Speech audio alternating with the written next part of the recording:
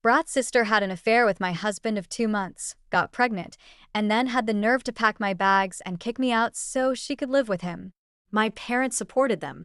Just 3 months ago, I, F28, was married to the love of my life, Wes, M32, after being with him for 4 years. Today, I'm in the process of divorcing him, and my life and family have completely fallen apart. I have no support from my own family, and the only people I can rely on are my friends. Thank God for them, or I'd be a bigger mess than I am now. I don't know why this happened or what lesson I'm supposed to learn from it. All I know is that this is unfair, and I don't know what I did to deserve being stuck in such a horrible situation. I have an older sister, Meg, F34.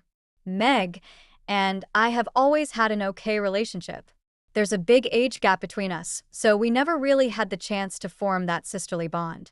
I wasn't even a teenager when she left for college out of state. I wouldn't say we hated each other. Well, now we do, but as kids, I don't think we hated each other. At least I didn't hate her. But we also weren't the typical close best friend-sister duo. There's no Elsa and Anna going on here. Our parents, too, never forced us to develop a bond. We did things as a family, but both she and I were allowed to be our own people, which was a good thing. Years later, when I went to college, things improved a little between us. I think since we were both adults, we could relate to each other better. I didn't go to the same university as her, and we weren't in the same state, but we still talked more than before, which is why this coming from her was the biggest shock of my life. When I was 24, I met Wes. He was an alumnus of my college and had come for a party. That's where we met, hit it off, and started dating soon after. By year 2 of our relationship, I had introduced him to my family. He popped the question a year ago, and we got married 3 months ago. I had the perfect life. I'm not going to lie, I had a fiancé who loved me, a good job in a field I chose for myself, and Wes was doing well too. Everything was going great until 3 months ago. Meg, on the other hand, had a more difficult personal life. She got married when she was 25 to a man none of us liked. It was obvious he wasn't good for her, but no matter what we said, she wouldn't budge from her decision. So we let her be, because that's all we could do. It wasn't a happy marriage by any means. He forced, or rather manipulated, her into leaving her job, which she did, making her financially dependent on him. My parents and I asked her many times if she was okay with it and told her we'd support her if she wanted to leave, but she always said no and asked us not to meddle. The breaking point for us, or rather for me, came when she claimed I was hellbent on destroying her marriage because I had no one of my own. This was 5 years ago, before I met Wes. I knew then there was no point in arguing with her or trying to make her see sense. She was behaving like a woman who was blind and in love by choice, and any help offered was seen as an affront. That was the last time I spoke to her about her husband, and we had very limited contact for close to 2 years after that. When I was 25 and she was 31, she finally got divorced. I never asked her the reason because I didn't want to meddle, not even a little. She tried to talk to me about it, but I always shut her down. Call me cruel or whatever, but I didn't have the energy or willingness to participate in it again. For years, I tried looking out for her, but in the end, I was blamed and shamed for it, and there was just no way I was engaging again. It pissed her off a lot because I assumed she wanted support at that time, but I was out. This isn't to say I was downright cruel or mean to her. We patched up, sort of, and spent time together, talking, hanging out. She'd moved to my state, and she even ranted about her issues to me, but I never gave any input. She was welcome to grieve and complain, but I wasn't going to open my mouth when it came to her ex-husband. She knew this, and it pissed her off so much that she sometimes tried to rile me up and get a reaction, but I knew better than to fall for it. Wes, for his part, could never understand the dynamic between me and my sister. He used to defend her and say that her judgment was clouded because of her husband, and that I shouldn't hold that against her. According to him, it's natural for people to behave this way when they're in love or when they've made a decision for themselves and it turns out to be wrong. No one likes to admit they screwed up, especially when others told them not to do something. I agree with him on this. No one likes being told "I told you so," but downright accusing someone of being a homewrecker is vile and disgusting, and I wasn't going to put up with it. It's hilarious how she accused me of being a homewrecker when she's the one who had an affair with my husband. Anyway, Wes and Meg had an okay relationship in the sense that it was as okay as I allowed. I didn't engage with her much, so Wes's contact with her was limited as well. We met when we had time, and he always had a more sympathetic take towards her than I did. All through my relationship with him, I never suspected they were involved. Their interaction was limited, and I never imagined I would have to worry about something like this because Wes wasn't the kind of man to cheat. We got married 3 months ago, and everything was great. We had a great ceremony, our families were happy, and everyone attended. It was wonderful, but we postponed the honeymoon because we wanted to go on the Disneyland cruise. We knew we wouldn't get leave for 2 big vacations, so right after the wedding, we focused on decorating the house. I had moved in with him, the house is in his name, and things were good for the first couple of weeks. Well, I only got a couple of weeks with him because about a month ago, my dear sister called me up crying, saying she needed to talk. I didn't have the energy for another one of her sob sessions, and I said the same to Wes, and for a change, he agreed with me. Little did I know what was coming. I told her I was busy, but she kept insisting it was urgent, and we needed to meet. I invited her over, and Wes was there too. She looked uncomfortable, and Wes, in hindsight, seemed like he wanted to be anywhere but in that room. She told me she was pregnant, and then started crying. Before I could ask anything, she said Wes was the father. It took me a minute to process what she was saying. I looked at her and Wes, who, to his credit, looked as shocked as I was, and I started laughing. I thought it was some elaborate prank, but Wes wasn't laughing, and Meg was still crying. I turned to Wes, asking what was going on, and he muttered, "You can't be pregnant." I asked what the hell he meant by that, and before he could answer, Meg interrupted and said they hooked up a month ago, and she was sure Wes was the father. I swear I couldn't think straight for a minute. I just stared at her like a deer in headlights, and when she didn't say anything else, I looked at Wes. He broke down crying, saying it was a one-time thing, it meant nothing, and that he never thought she'd get pregnant, as if that was the issue. I told her to leave, and I told Wes to get out too. I couldn't look at them anymore and needed time to process what had happened. Meg looked at me like I was the one who had committed some unforgivable crime. She had the audacity to say that she should be the one staying in the house since she was pregnant, and I was not. It took every ounce of self-control not to slap her right there. I looked at Wes in disbelief, and he told her to leave, which she did. Wes left too, though I don't think they left together, but at this point, who knows? If he could get her pregnant, he sure could leave with her. I think I sat there for hours, unable to think. My mind was just numb. I don't know where the time went, and I had a few calls from Wes during that time, but I had turned off my phone because he was the last person I wanted to talk to. I couldn't believe he had betrayed me like this. This wasn't something I thought he was capable of. I couldn't even process the betrayal from Meg because I was still in shock over what my own husband had done. And then I saw a text from her. It essentially said that while she was sorry for what happened, it couldn't be changed. She was pregnant, she knew she was going to keep the baby, and it was in the best interest of the entire family for me to move out, so she could move in with Wes, allowing him to take care of her and bond with the baby when it was born. I was appalled at her audacity. I couldn't believe she had the nerve to say this to me after sleeping with my husband. But I also knew I couldn't stay with Wes anymore. Despite my numbness, I knew that from the moment he confirmed it was his child, I couldn't stay with a cheater, and I couldn't stay in such a screwed-up family dynamic. I knew I had to leave. Whether or not she moved in was between Wes and her, but I knew I had to leave. I decided to call my mom and dad to tell them what had happened, but before I got the chance, my mom called me first. She told me Meg had spoken to her, and while it wasn't an ideal situation, I had to understand that this was Meg's last chance to be a mother. Asked Mom if she was serious, and if she understood the gravity of what Meg had done. Mom was quiet for a moment and said I was always welcome to come back home to her and Dad, but Meg was 34 and she deserved to have a family after what happened with her ex-husband. I told Mom there were hundreds of other men Meg could have had a family with, and she couldn't be defending her sleeping with my husband. Mom said she understood I was hurt, but I had to look at the bigger picture. She said maybe it was God's will because Meg got pregnant so easily, and if it was, I had to make way for his plan rather than focus on my own life. I cried for the first time after hearing this from Mom. I couldn't believe she was supporting Meg over me when I was clearly the one who had been wronged. I disconnected the call. I knew there was nothing left for me. In the snap of a finger, my entire family had been taken from me, my husband, my sister, and my parents.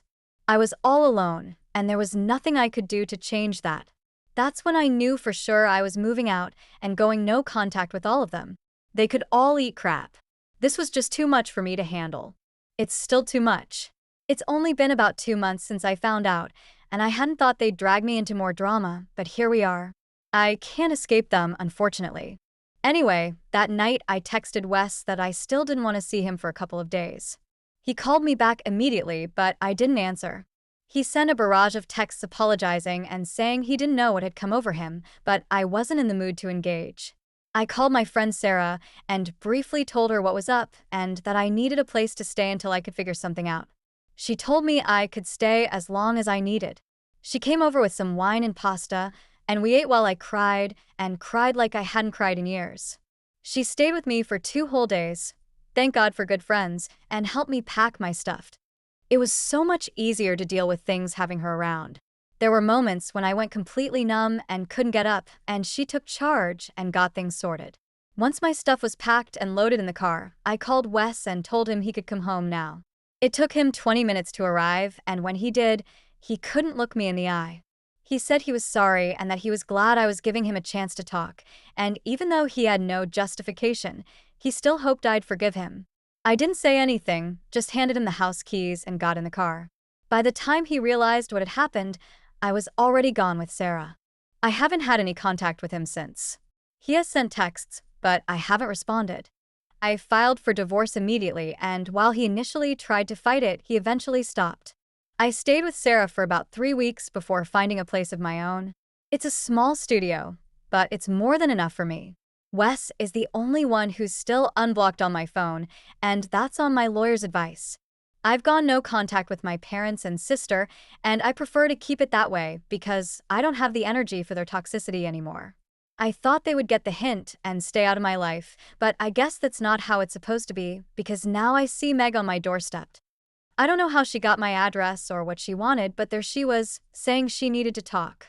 I closed the door in her face because I didn't want to see her, let alone talk to her.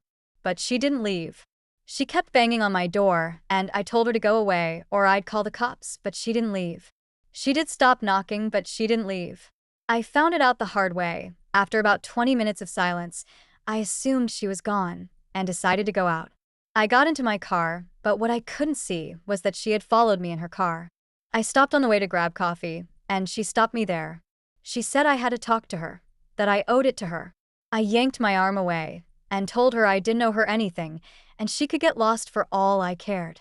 She said she understood I hated her at the moment, but as the aunt to her baby, I had a duty and had already failed to discharge it.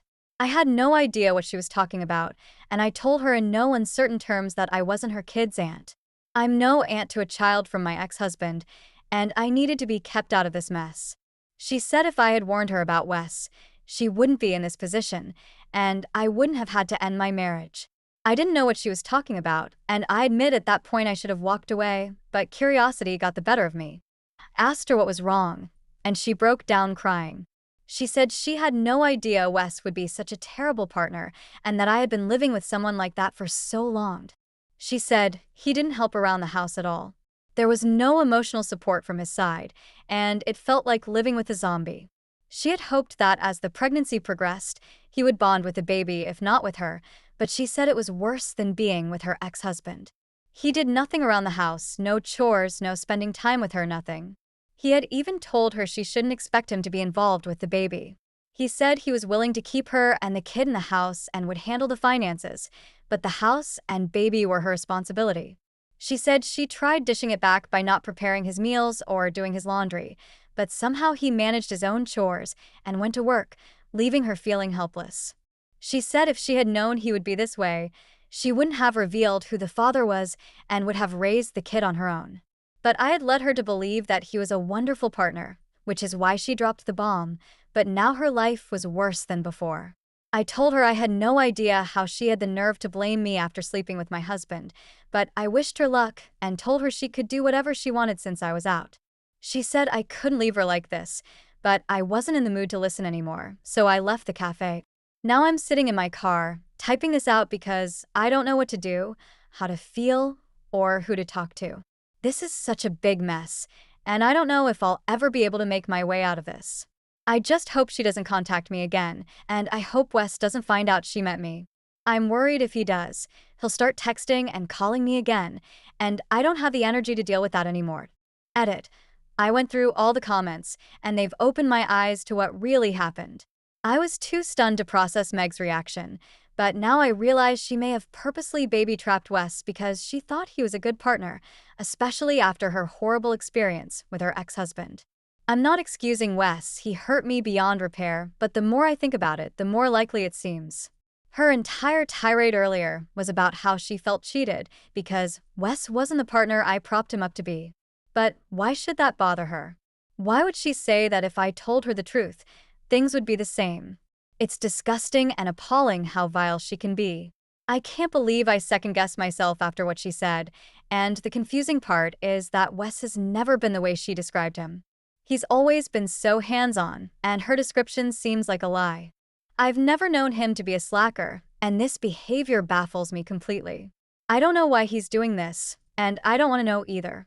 I'm still struggling with the betrayal, and it's been very hard to adjust to this new normal. I don't want more drama at their expense. They can have the mess they've created. I'm out. Update 1. I wasn't out of this. No matter how hard I try, I keep getting pulled back into their chaos. I had no intention of telling Wes about my meeting with Meg, and I had no desire to contact her again. I had left them to their own devices, but Wes showed up at my house. I don't know how they know where I live. I know Sarah hasn't told them, and I haven't had anyone over who would snitch. Maybe they're stalking me from work, or Wes still has access to my location, though I know that's not possible. Anyway, when I opened the door, it looked like I was meeting a ghost. He was a shell of himself. His cheeks were sunken, and he had dark circles as big as craters. If I didn't absolutely hate him, I might have rushed over and hugged him. That was my reflex, if I'm being honest. But I had to control myself. He said he needed to talk to me one last time and wouldn't bother me again. I let him in, and he spoke for about half an hour. He apologized over and over, saying he was disgusted with himself. He told me that Meg came over one day while I was at work, looking for me, and when he told her I wasn't there, she broke down crying. She started off by saying she regretted not having a closer relationship with me and would do anything to fix that. Wes said she asked for his help in making this happen. She was crying a lot, and he said he was consoling her, and one thing led to another. I couldn't control my anger when he said that. I told him there was no justification for what he'd done, and he said he knew he had screwed up and had no excuse. He said he just wanted me to know what had happened. He swore that was the only time anything like that had happened, and he had wanted to tell me immediately, but Meg begged him not to. Even when she told us she was pregnant, he said he was against her keeping it and had asked her to abort it, but she was adamant about keeping the baby. Wes said if I gave him one more chance, he would cut off all contact with her and the baby and start fresh with me. He said he had been acting like a terrible partner on purpose to show Meg they would never be a family, no matter what she tried to pretend. He told me my parents and Meg were manipulating him into accepting the situation, but he knew it was wrong. I asked if he was going to marry Meg, and he said he was in the process of kicking her out.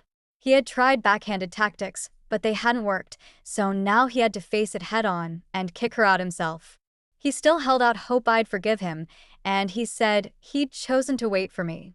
I told him there was almost no chance I'd ever go back to him because I couldn't get over the betrayal. I said nothing could be worse than him sleeping with my own sister.